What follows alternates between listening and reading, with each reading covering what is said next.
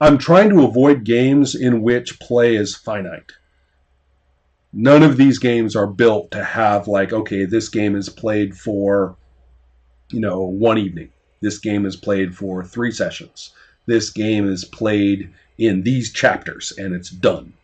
I'm trying to find examples of games that are more traditionally open-ended and still don't necessarily have just the build-up. Finite might work though, because I know.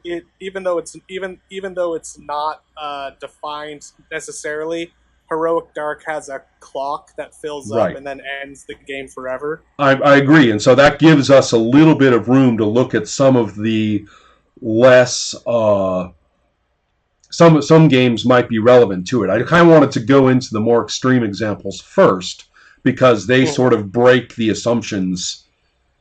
If you're looking at a game that's not finite and yet it still doesn't have the traditional build-up, it's a little bit mind-opening, to do that first. There are games in which the characters' changes are primarily about what bonuses and penalties they'll carry into play next time, and which themselves are reversible or changeable in the course of the next time of play.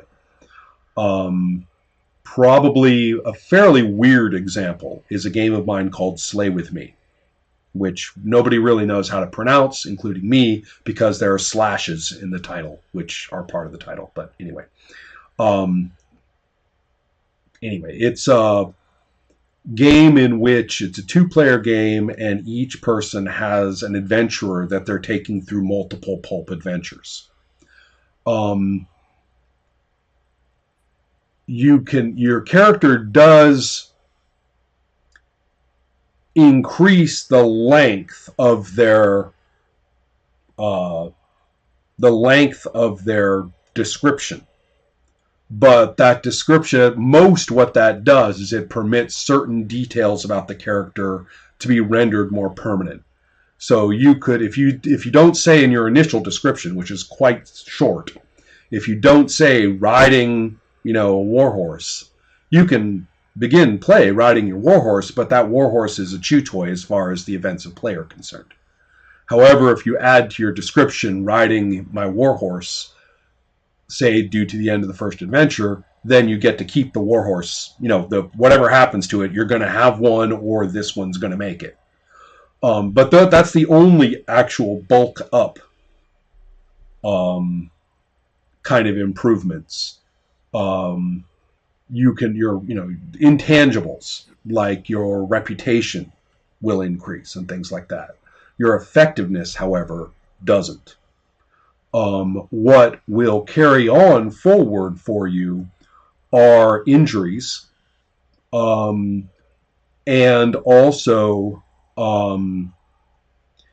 if you carry through with you a lover from the previous one, then you can have your lover bonus available, which is a limited time through a session from the gate. You don't have to just meet a new lover. You do have the problem of having to cope with 2 lovers then in that session, which is its own round of fun. What I'm trying to say, though, is that you could end up that session with another lover instead of this one, or you could end up with no lover at the end of this session to carry into the next one. So it's not like a permanent fixture that you've added, and it's the only dice bonus, I think. In fact, carrying an injury into the next game means that the dice arrayed against you have a pre-existing bonus, and the same thing goes for a couple of other problems. You also might, if you did not kill your nemesis or monster in the previous session, sometimes they'll follow you, and then you have to deal with it again, and that's bad. So what I'm trying to say is that there are mechanical changes that carry causally from session to session in Slay With Me, and the character does grow and change in fictional terms, but there is no increase. They don't get better with their sword. They don't get an extra die at the beginning of each new session that gives them more buffer zone to avoid failure of the adventure. That doesn't happen. you don't see that that bulking up increase of just getting more and more powerful at all. Although the plot of the character as a whole, from adventure to adventure to adventure, takes on a great deal of shape for a number of reasons. So that's another, again, it's a weird example because the system is totally non-traditional, but it is a pretty good one of an adventuring character that you feel grows and grows and grows, and develops quite a meaningful history of foes and lovers that play into later play very strongly. And their reputation grows, and some of their the range of some of their capabilities can be rounded out through play, but you really don't have any kind of quantitative addition to the probabilities of their effectiveness. That doesn't change. And I picked that one because it is the classic role-playing fantasy adventure of the badass kicking ass and taking names in exotic locations over and over. So it does have all those features in the fictional context and in the characterizations, without having the features I was talking about, that we're talking about, more hit points, better at the sword, that kind of thing. Then, as long as we're talking about my games, Trollbabe was influenced by Zero in that you have one number and you're rolling either above or below it for different things that your character can do. And you can change the number, but that's considered aesthetic on your part, because any number will do. The changes that occur, which do affect effectiveness, the only thing that affects numerical effectiveness, which is going to affect resolution, is relationships. Accumulating relationships means a much wider range in this system, of re-rolling. And one of the biggest problems in Trollbabe is how unforgiving it is in terms of the re-rolls you get if you're in the middle of this terrible contest, particularly something that might kill you. In fact, in Trollbabe, all contests can kill you. So you're basically trying to re-roll your way ahead of that. And you have a very small bag of potential re-rolls in any adventure, but having relationships means you get more. It's a little hard on your relationships. They don't always come out of contests very good, but you can end up sacrificing your faithful, buddy sometimes. But the point being that by accumulating relationships, which generally arises directly out of interactions during play, is the improvement in effectiveness. But you see, it doesn't just rack up. You don't start with 1 and get 3 and then get 10 and then get 15 relationships. They come and go all the time. And so the other thing that does change in Trollbabe, but it's elective, is to change the scale of her impact. All the Trollbabes begin at the personal scale. The effectiveness of what they do can affect one person. You can improve the scale of play, so now you can affect a small group. So now, before you could take on one person, but if you were mobbed, there was really no way for you to, beat the mob. Now you're able to. What I'm saying, though, is that although the characters improve in effectiveness by getting relationships, that is not just a linear bulk up. And there is the improvement in scale, and although that is linear, it applies to all characters. If one player says, I want the scale to go up, it happens for all the characters. And that nobody can say no. But on the other hand, it won't happen unless one person says yes. So, therefore, there is improvement, but it's not of the kind. But the effectiveness is just a matter of that number, and that's always going to range from 2 to 9. And rolling under is for fighting, rolling over is for magic. So it never is anything except for your particular take on where you want your character to be with those two variables, and nothing else. It doesn't actually, you will never get better in effectiveness in Trollbait. Right. So that's another one. Again, there's degrees of improvement in both of those, but they are quirky improvement rather than just the idea that she's getting tougher. If we go to games that are finite, then probably the one that seems the closest in spirit as well to a lot of what you're talking about is called the Mountain Witch. In the Mountain Witch, you have a band of Ronin who are traveling up Mount Fuji to kill the wizard at the top. And the improvement in their own abilities is not part of the picture at all. The changes in the characters relate to one thing which is highly qualitative, which is called their dark secrets. And then the other thing, which is highly quantitative, which is the amount of trust that they have decided to place in any of the other characters. So you have a trust score toward every one of the other player characters, and it's unique.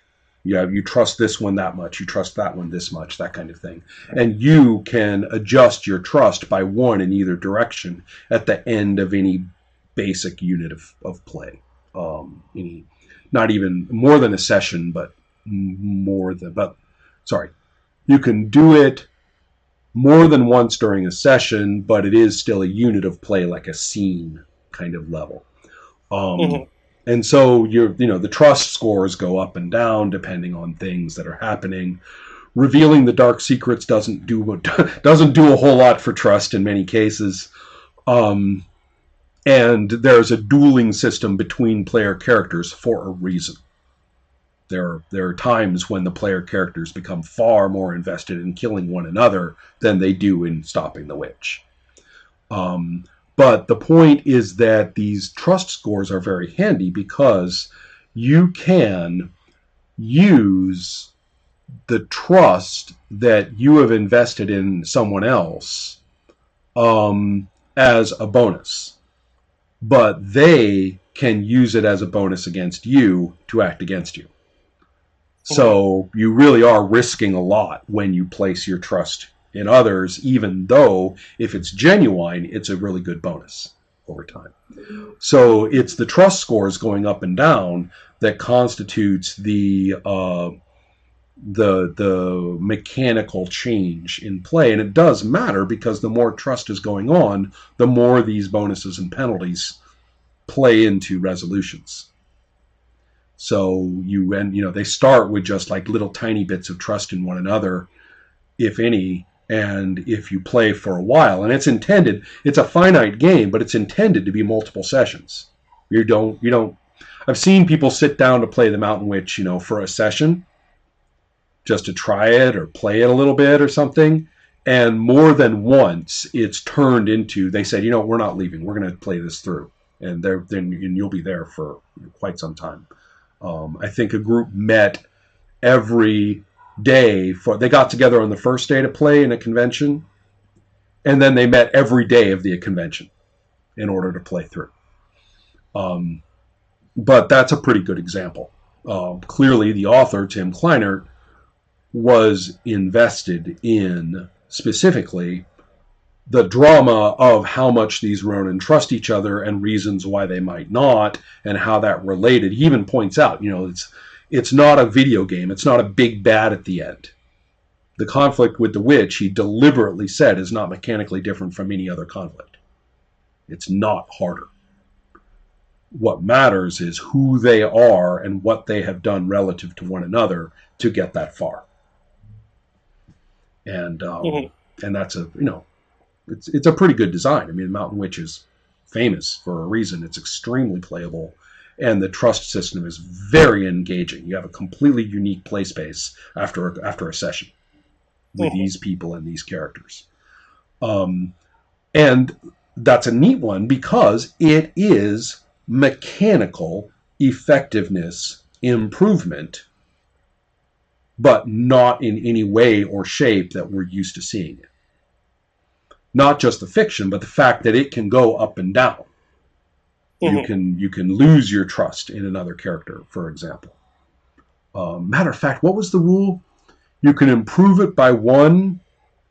I'll have to double check, but I could be remembering this wrong, but I think the rule was something like at the end of a scene, you can improve it by one regarding another character, drop it by one regarding another character, or decide to just drop it to 0. No matter how high, you're just like, you know what, fuck you. I don't trust you at all. That's possible. So,